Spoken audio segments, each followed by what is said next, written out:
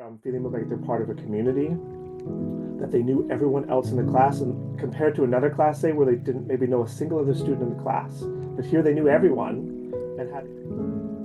What were some of the recent course offerings that you did at KPU that managed to integrate that art-based and holistic teaching into the curriculum? Can you just tell us a little bit about those? Sure, yeah, I got two great examples, recent examples. So the first one is Indigenous Perspectives in Biology. The course number actually is biology/INDG 1492. Read into that as you like. It was the first time it was taught. I was invited somewhat last minute to co-teach it, so others developed it. Um, but it was 100% experiential, which is how I like to teach nowadays. So there was no tests, no lectures, and for a biology course, at least cross-listed as such, that's pretty unusual because I taught 20 years, 20 plus years in biology at KPU, and I would do fun things like, endocrine system speed dating or drawing different parts of the digestive system and having students then sort of tell the story of the digestive system, right? So I would do these kind of things, but they were often somewhat secondary to like the content and the tests, right? The exams. But this course was like, oh, we get to reimagine what university learning looks like. So it was like, oh, this is juicy, and I had a great co-instructor, Anthony Fernandez. So as an example of one thing we did is I had students introduce themselves all to each other outside. We went outside pretty much every class, even though it was January, starting in January. And the basic version of this, we had made a circle outside, and then one person in the circle went to the inside of the circle and introduced themselves and had a conversation with that person, and then moved along until everybody had a chance to talk to everyone else. And Cool. in the back of my head, I had this like, sense of, this would take, I don't know, 20 minutes or something, but it was like almost an hour. And I was getting antsy because I had that sense of, even though Yeah. I'm an arts-based educator and into holistic teaching and learning, etc., it's like, oh, we got to move on. So I checked in with my co-instructor, Anthony. He's like, this is ceremonial what's going on right now. Like, this is Mhm. important work, right? Um, Mhm. well, back to the arts-based connection. In terms of this course, the students had a plant folk project where they got into connection with a specific local plant, and they showed their learning and their experience and reflection through some creative piece. Totally up Mhm. to them, right? University tends to have this focus on reading and especially writing as expressing your learning, and so Mhm. I like to open up the options, and uh, totally blown away what the students came up with because the whole semester they were having these connection with the local species, and then they could either write a poem or do a drawing or make a video, uh, and so that's just one example. The other example from that course is for the final exam we had and it's weird to call it a final exam because it was a storytelling circle which Anthony led. So instead of this 3 hour stress fest, which always bugged me about in biology, like my final connection with these Right. students is them being stressed for 2 to 3 hours straight. It should be a celebration, right? A connection. Right. And that's what this was. It was a way to also assess their learning because we still had to do that, but a way to also connect and have conversations and think about the future as well.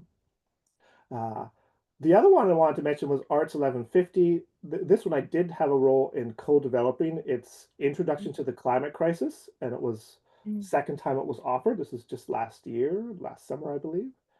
And one assignment I gave the students was called Find the River. So we went on a walk to Cougar Creek, just not too far from KPU Surrey, where I primarily teach. And we connected with the river, and then I gave them an assignment of, okay, find the river that's closest to where you live, use as many senses as possible to engage with it, do some reflective writing, take photos, etc., and then also respond in a creative way as well. Now, students can this can be tricky sometimes for students who aren't used to this, so I've scaffolded it in other ways, like they made a meme connected to the climate crisis early in the semester, or little smaller things, right, that lead up to a bigger thing like this. And again, really blown away by what the students produce, how they express themselves, and it's also a way to navigate the AI realm because now, man, it was like overnight where suddenly like so many students I could tell, oh, this is something they've generated through Chat GPT or similar.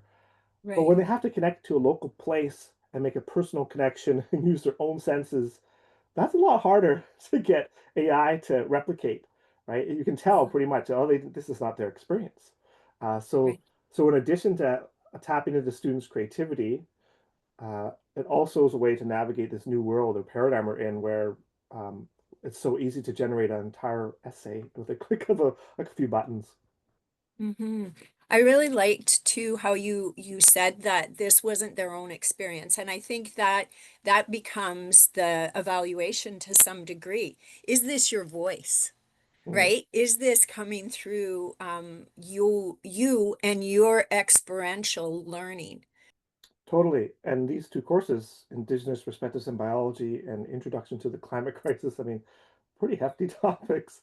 They Um, are. it really, it's hugely reliant on the students connecting to their own personal experience and the role that they can take in in these worlds and these topic and themes.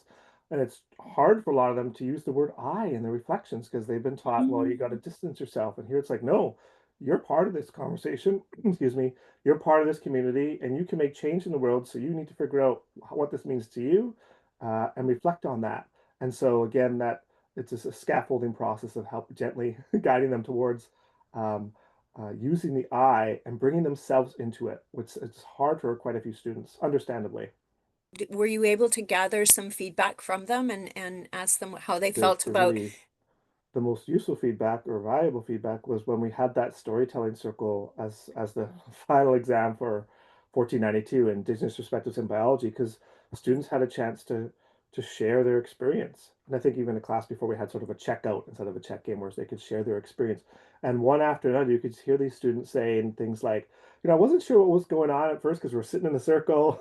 But I really appreciated this class because I could share who I was. I could show up authentically. I mean, I'm paraphrasing here, sort of different student comments, but and sort of synergizing them.